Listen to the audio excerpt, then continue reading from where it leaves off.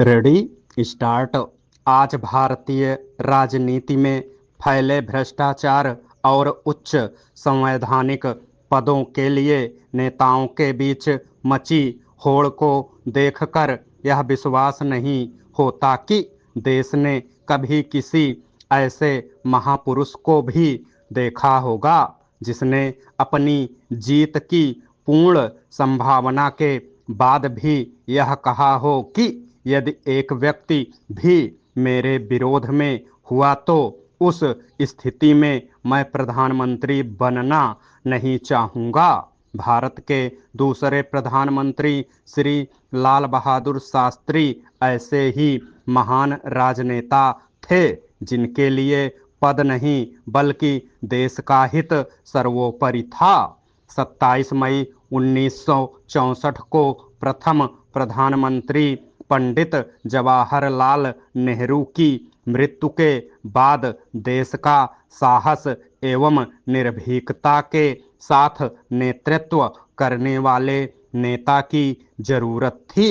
जब प्रधानमंत्री पद के दावेदार के रूप में मोरारजी देसाई और जगजीवन राम जैसे नेता सामने आए तो इस पद की गरिमा और प्रजातांत्रिक मूल्यों को देखते हुए शास्त्री जी ने चुनाव में भाग लेने से स्पष्ट इनकार कर दिया। अंततः कांग्रेस के तत्कालीन अध्यक्ष कामराज ने कांग्रेस की एक बैठक बुलाई जिसमें शास्त्री जी को समर्थन देने की बात की गई और 2 जून 1964 को कांग्रेस के संसदीय दल ने सर्वसम्मति से उन्हें अपना नेता स्वीकार किया। इस तरह 9 जून 1964 को लाल बहादुर शास्त्री देश के दूसरे प्रधानमंत्री बनाए गए।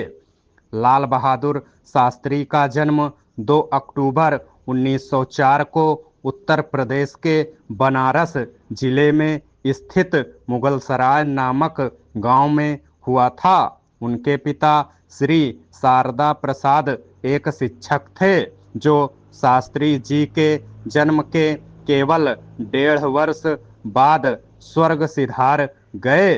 इसके बाद उनकी मां रामदुलारी देवी उनको लेकर अपने मायके मिर्जापुर चली गईं। शास्त्री जी की प्रारंभिक शिक्षा उनके नाना के घर पर ही हुई। पिता की मृत्यु के बाद उनके घर की माली हालत अच्छी नहीं थी। ऊपर से उनका स्कूल गंगा नदी के उस पार स्थित था। नाव से नदी पार करने के लिए उनके पास थोड़े से पैसे भी नहीं होते थे। ऐसी परिस्थिति में कोई दूसरा होता तो अवश्य अपनी पढ़ाई छोड़ देता, किंतु शास्त्री जी ने हार नहीं मानी। वे स्कूल जाने के लिए तैरकर गंगा नदी पार करते थे। इस तरह कठिनाइयों से लड़ते हुए 6ठी कक्षा उत्तीर्ण करने के बाद आगे की पढ़ाई के लिए वे अपने मौसा के पास चले गए। वहां से उनकी पढ़ाई हरिश्चंद्र हाई स्कूल तथा काशी विद्यापीठ में हुई।